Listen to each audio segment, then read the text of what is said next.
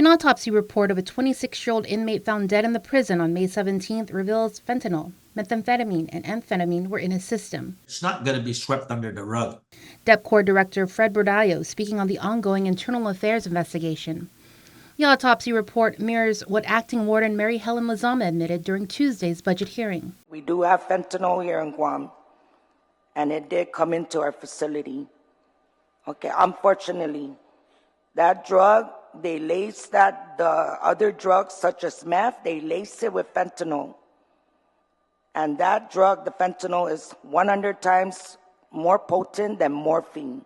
KUAM first broke the story when the detainee, who was being held in Post 25 Alpha at the Manilao facility, fell ill.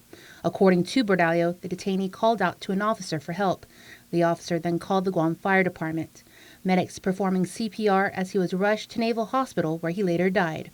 But sources close to the investigation tell KUAM 2 inmates were trying to revive the detainee that day, while telling other prisoners to keep quiet from alerting correctional officers. This, as a source confirms, the drugs were out in the open.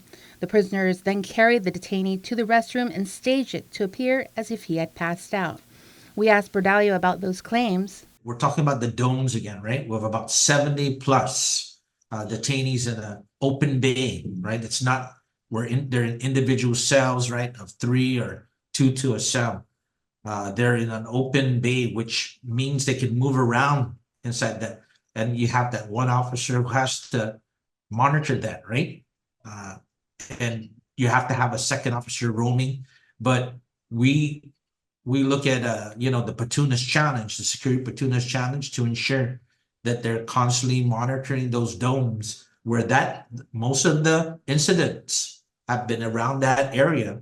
Bordallo adds Guam Police Department is continuing their investigation with a big question lingering: how the drugs made it into the prison. We would always have some concerns about the quality of our corrections force, right, and their ethics, right, and they all sworn in. Every one of our corrections officers have an oath. We have dedicated, committed officers who don't want to tarnish the badge, who don't want individuals in here in our that are corrections officers, or for that matter, any staff member, to be part of whatever drug trafficking is taking place among the inmates.